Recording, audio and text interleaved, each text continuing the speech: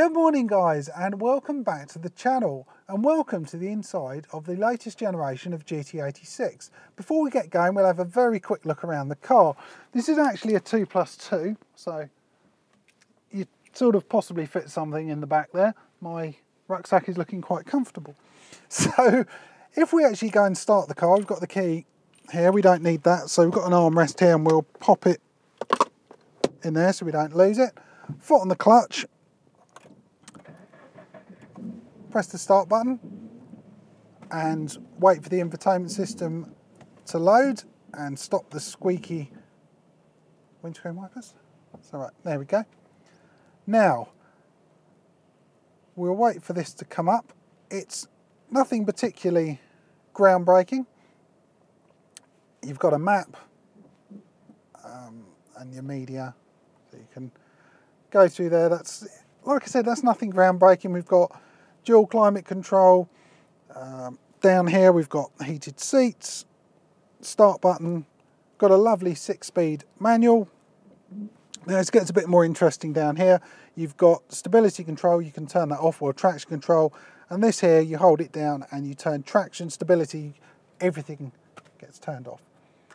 I don't want to be pressing that because you can probably see the weather is not very nice at all. Stability control definitely on, traction control possibly, we could turn that off, but we just need to be very, very careful.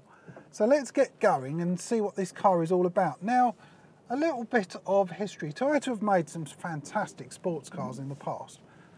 Certainly when I was growing up we had the likes of the Toyota Celica, the MR2 and the Supra, which was absolutely incredible. Luckily that's coming back, which is very, very good news. But they stopped making anything like that sort of late 90s, early 2000s, and went into the more traditional hatchback family cars. So nothing, you know, just your normal things that companies want to do. Now, 2000-ish, Toyota wanted to spice up things. They needed to bring some excitement back into the company, so they tasked one of their chief designers to come up with a fun car. That was his brief. Make me a fun sports car. And the GT86 is what came out of that. So it's a mixture of the AE86, the 2000 GT and the 800 Sport. Now this car was designed to be small, lightweight, fun to drive. So we need to find out really if that is the case. The actual engine in this, we've got a 2-litre Boxster flat 4 engine. It's the same one you'd find in the Subaru Impreza, well, the previous generation, but it hasn't got a turbo.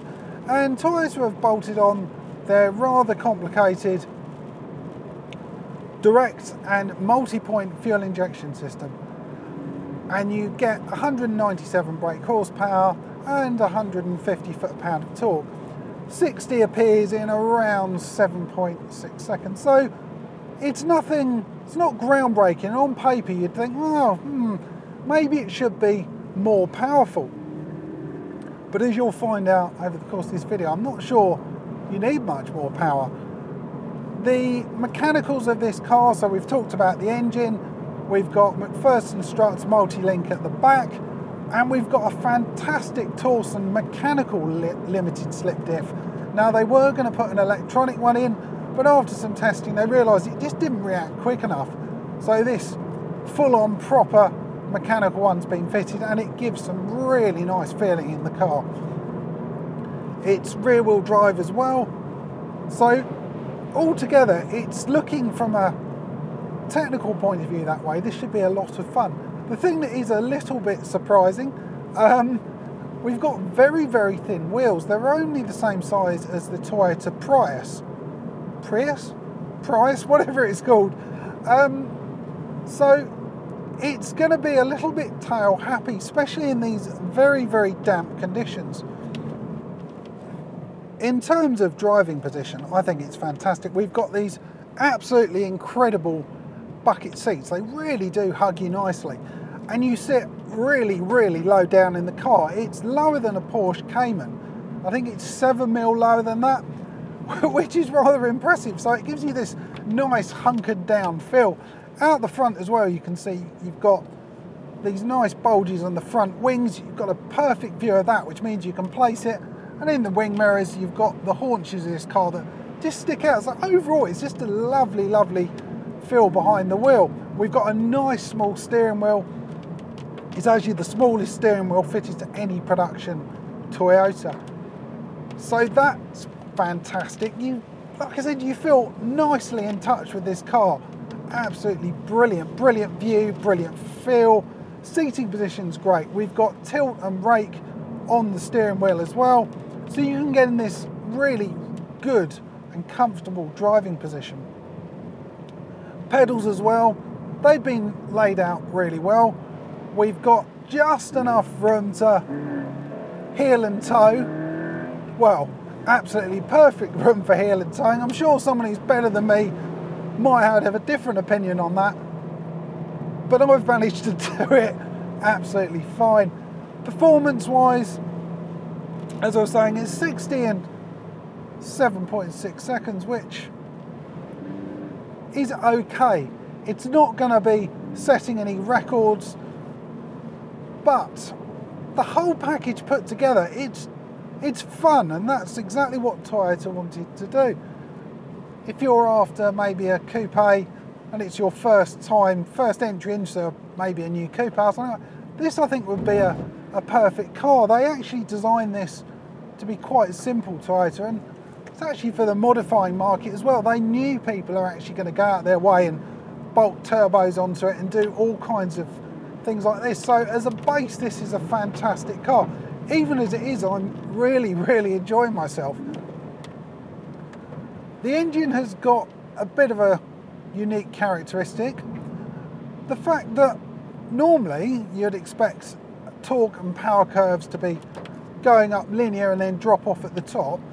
This one, I'm not sure whether you can see, but down here, basically the graph goes up 4,000 or 3,000 RPM, it just drops off and then goes back up again. I don't know exactly the reason for that, but that's the case. While we're down here, you can cycle through different settings on this trip computer. So now we've got G meters, so it will show lateral, acceleration, braking and cornering. Lap timer, so when you're on the track you can record your times, and then that one is back to the torque and power graphs. We can go across a bit further.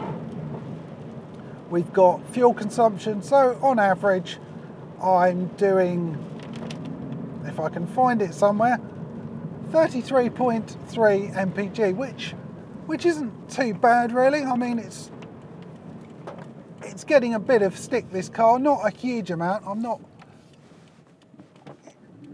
gonna cause any problems. This would be fantastic on a track. I think it might not set any blisteringly lap times, but I think you'd probably come out with a bigger grin on someone who's driving around in a 400 or 500 brake horsepower car. So overall, it's fun. It really, really is a fun car, and I hope people give it a chance. It's exactly the same as well, because the engine is from Subaru. Well, a lot of the actual underpinnings are actually from Subaru, modified on the Impreza. They had basically an identical car, the BRZ, and it was only slightly tuned by each company to make the car feel slightly different. So we've got some nice twisty back lanes here. I need to be so careful. I drove it yesterday in the dry. I should have done this yesterday really. I did it in the dry, and you can turn traction control, stability control off quite happily, and it's very controllable. If the back end starts stepping out slightly, no problem whatsoever, but I'm not going to risk it. See, that's not bad really. I think even if you had 300 brake horsepower along here, you couldn't use it. There's absolutely no way. I'm struggling to use 200 brake horsepower in these conditions. So to me, there's no point in having more power than that. Not on these sort of twisty back roads. What extra would I get? Put a massive turbo on, I've got 400 brake horsepower. Again, what would that give me? I'm sure some of you out there would think differently. But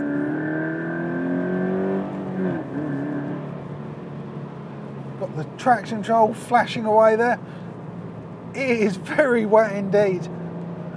This always seems to be the way. I get a nice car to drive for the weekend to show you guys what it's all about, and then this happens.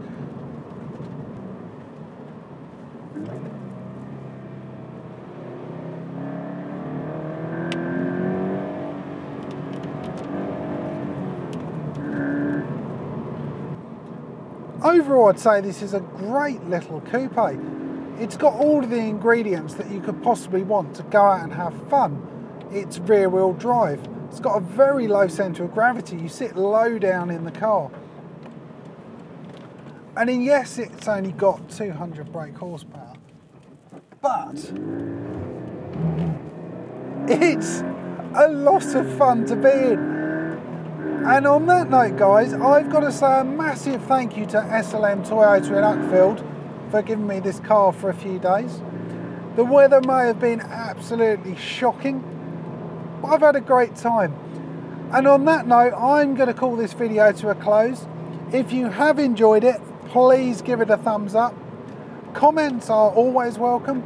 And remember to click on the subscribe button. Thanks for watching.